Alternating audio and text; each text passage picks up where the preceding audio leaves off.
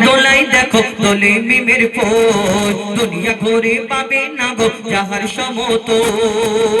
সে আসার পরে পড়ছে দেখো আসার পরে পড়ছে দেখো সারা জগৎ গোল কি পড়ে বলে লা ইলাহা ইল্লাল্লাহ মুহাম্মাদুর রাসূল লা ইলাহা ইল্লাল্লাহ মুহাম্মাদুর রাসূল কি ঘটনা আমার দয়ার নবীকে মা আমিনার ঘরে যখন পাঠালেন মা আমিনা বড় এই দুনিয়াতে মা আমিনার ঘরে পাঠালেন আমার নবীর আব্বা জান ছিলেন না আর সেই সময় আরবের বুকে একটা নিয়ম ছিল কোন ঘরে বাচ্চা কাচ্চা জন্মগ্রহণ করলে আর বাইরে থেকে দাই মারাইস্ত তাকে নিয়ে যেত দুধ পান করানোর জন্য আবার যখন তাকে দুধ পান করিয়ে বড় করে আবার ফিরিয়ে দিত কিন্তু আমার দয়ার নবী দোজাহানের বাদশা তার আব্বা জান ছিলেন না মা আমিনা বড় চিন্তা করে আল্লাহ কেমন করে মানুষ করব কেমন করে লালন পালন করব আল্লাহর তরফ থেকে কি খবর আসে কবি ছন্দের মাধ্যমে অতি মূল্যবান কথা লিখছে দেখো পিতার ছায়া ছিল না মাথায় নবী জন্ম নিল যখন শুধু ছিল মা আমিনা ছিল না ভাই বোন শুধু ছিল মা আমিনা ছিল না ভাই বোন নবী জন্মকালে এতিম বলে মা আমিনা ভাবে নবী জন্মকালে এতিম বলে মা আমিনা ভাবে আমি করব কেমন লালন পালন খোদা গো কি হবে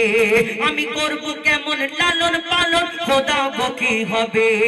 তখনই এক খবর আসে শোনো আমিনা বিবি তখনই এক খবর আসে শোনো আমিনা বিবি তোমার কোলে নাজিল হলো খোদার শ্রেষ্ঠ নবী আল্লাহ স্বয়ং তার লালন পালনে নিয়েছে গোবার আর জিবরিল আমিন থাকবে হয়ে ওর পাহারাদার ও সৃষ্টিকুলের শিরোমণি সৃষ্টিকুলের শিরোমণি আর নবীর কুলের মোল দুনিয়াতে যার নাম হবে মুহাম্মদ রাসূল দুনিয়াতে যার নাম হবে মুহাম্মদ রাসূল মা আমিনার দোলাই দেখো দোলে মিমের ফুল দুনিয়া ঘুরে পাবে না গো যাহার সমতল মা আমিনার দোলাই দেখো দোলে মিমের ফুল দুনিয়া ঘুরে পাবে না গো যাহার সমতল যাই হোক এই বিনা দানার খেজুর কবে থেকে হলো কি করে হলো কোন দিন থেকে হলো মন দিয়ে শুনতে হবে একদিন আমার দয়ার নবী দিন প্রচার করে ইসলাম প্রচার করে আর দিন ইসলাম প্রচার করার পরে যখন আমার দয়ার নবীকে অনেকজন কষ্ট দিত কেউ পাথর ছুঁড়ে আঘাত করত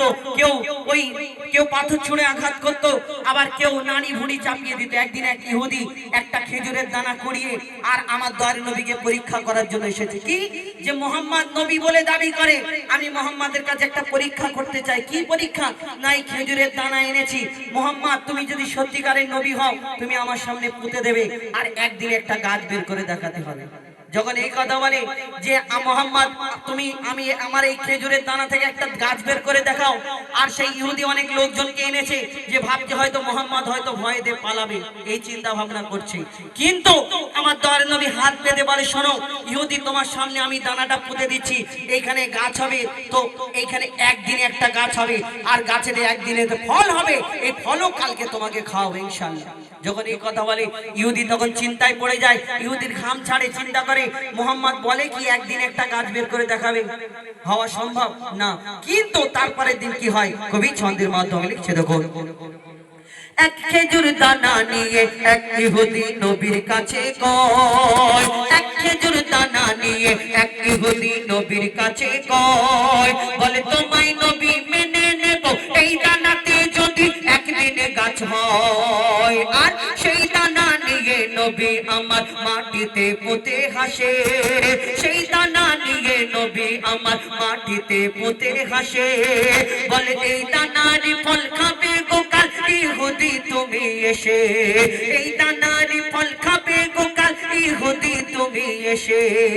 আর ভাবে ইহুদি সত্যি যদি এই দানাতে গাছ হয়ে যায় সেই ভয়েতে গভীর রাতে ইহুদি দানা চুরি করে তুলে নেয় সেই ভয়েতে গভীর রাতে ইহুদি দানা চুরি করে তুলে নেয় আর পরের দিন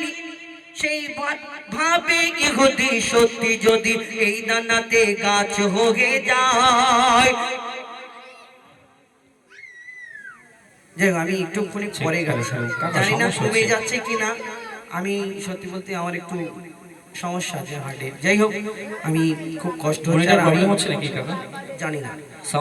একটা গজলে গাওয়ার পরে আমি আবার গাচ্ছি, একটু মনে করবেন, সমস্যা হয়ে যাবে। একটা গজলের পরে আমি আবার গাইব।